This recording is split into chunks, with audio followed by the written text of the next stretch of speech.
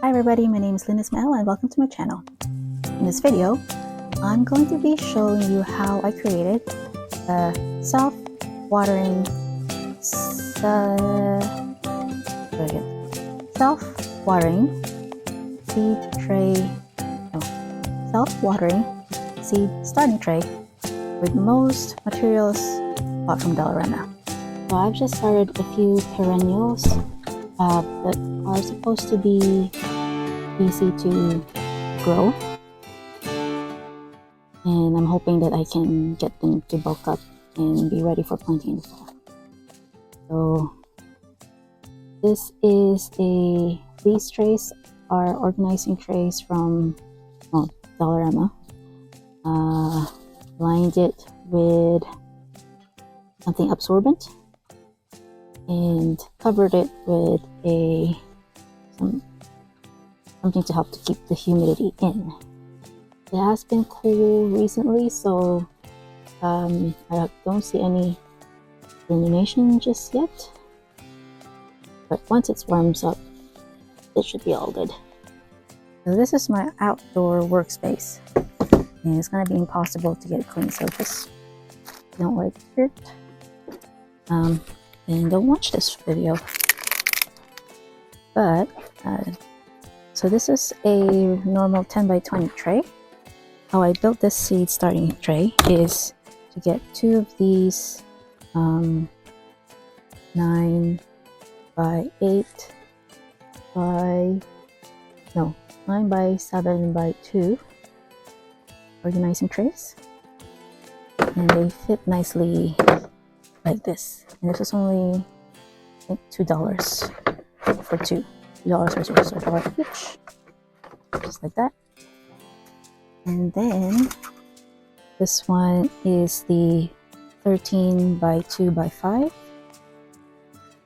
elongated tray, and this will fit right on top like this. So I have two. I have two more inside, but for the purpose of making this video quick, I'm just gonna show you how I make one tray.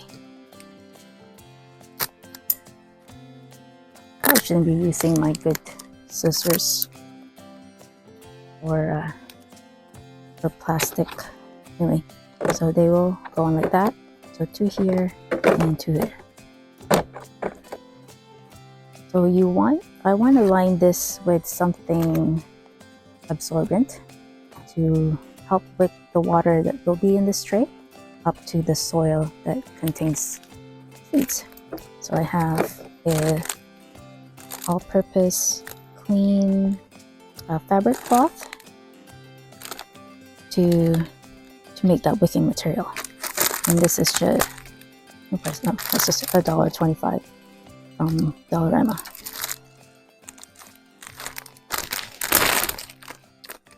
I don't know what it's made of, if it's just plain polyester fabric. If there's any chemicals in here, then I guess if you're concerned with that, then don't use it for edibles. Ornamental's fine. So, and with this size, I usually just cut it in half here like this.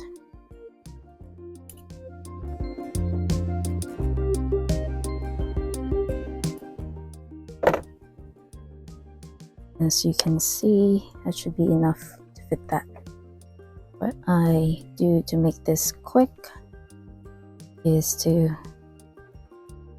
fold it in half and then fold again in a quarter, that, and I do a deep cut. Approximately, it won't be perfect, but a deep cut like this in the corner.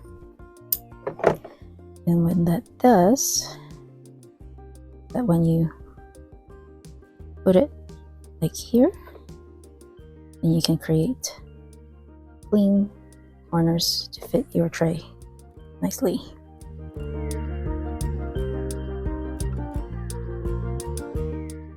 So just like that.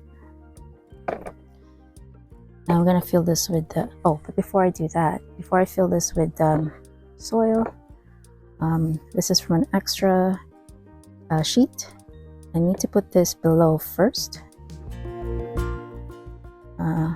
like that, in here.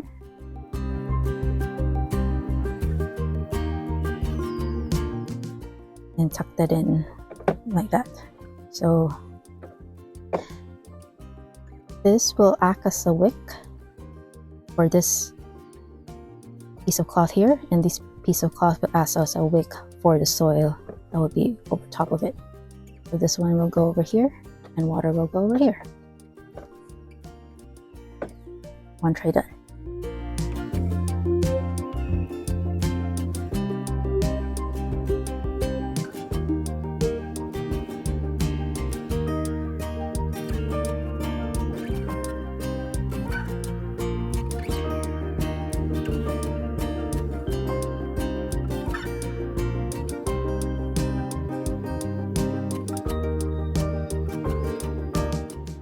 Okay, so I just filled one. Just gonna take this away for now because I'm not gonna plant any seeds for that just yet. I'm gonna plant 2 seeds here. One is Lunaria annua Chetglow. It's a biennial Lunaria that has purple foliage. And the next one is a hardy geranium, visions in pink. It's a gold nugget series, which means that they will germinate quickly and will need stratification. Let me just wet this first.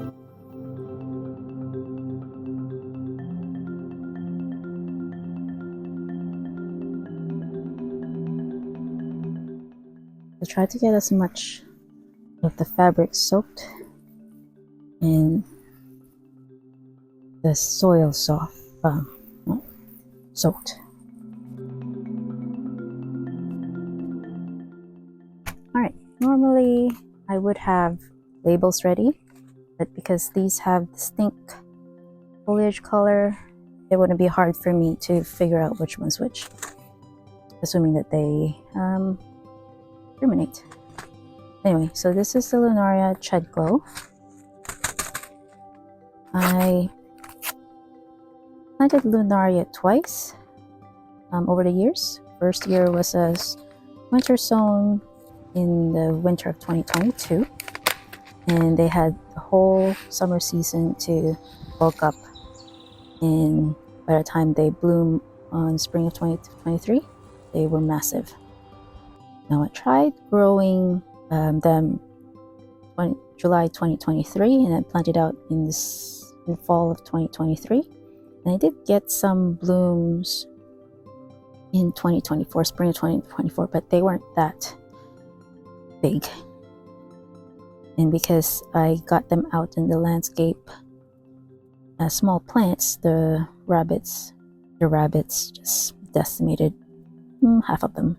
They naturally just self-seed themselves, but I want the purple ones to mix with my shade plants that have chartreuse foliage, like the heuchera and my Sun King Aurelia. These like dry shade, by the way, so it's perfect for the area underneath my maple trees.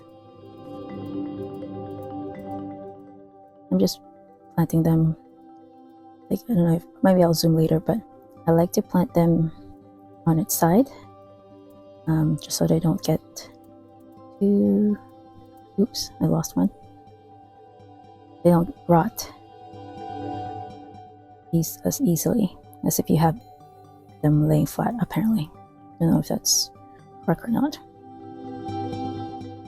That's what I see presenters at Gardener's World do. Alright, so half the tray is the Lunaria. I'll put this away so it doesn't get blown. And when you're starting 2 seeds in the same tray, make sure, well, it's a good idea to put plants that like the same conditions. So this like dry shade, and the vision in light pink geranium can tolerate dry shade. and they're supposed to have the same germination requirements. So 20 degrees, over 20 degrees, and yeah, whether they germinate at the same time, I don't know. We'll find out. I got a few there, and I'm just gonna try to evenly distribute them. So the idea for the seed starting tray is that I just let them germinate, and then when they have at least 2 sets of true leaves, then I put them out to individual containers. So there's that, and I'll try to press it down so there's a good contact between the seed and the soil. Now, Carol Klein usually recommends putting grit on here, but we don't typically use grit here in North America. The closest thing that I've researched is similar to grit is kind of grit people use for dog's puking. Let it out, girl. Just ate some grass. That's what I'm saying. Closest to horticultural grit we have here is the poultry grit. I haven't had the chance to check out yet. For now, I'm doing vermiculite to help keep the soil moist, humid, and just so the seeds don't get dislodged if I water them from above. With vermiculite, you don't have to worry about it blocking the light because they are porous, so the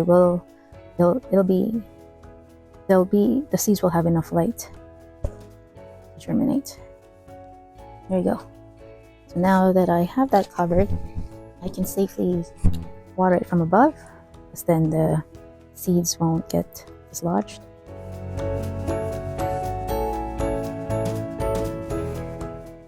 Okay, and then I have a shower cap. I just buy these in Amazon. That's 100 packs, and this, okay, like this. I mean, you can also use saran wrap, but I have this already, so might as well use it. And then to make this a self-watering tray, just put water in there.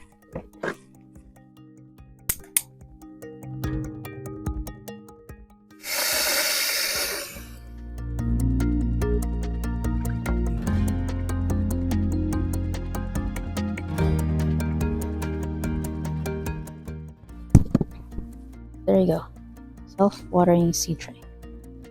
So just make sure that there's water in the tray and that the wicking material, the wick, is wet, so that it can put water for the wicking mat here to get the soil inside of it. So there you go. Hopefully that little short DIY tutorial was helpful to you. If you haven't liked or subscribed yet, please do. I show up here every Thursday. And until I see you again,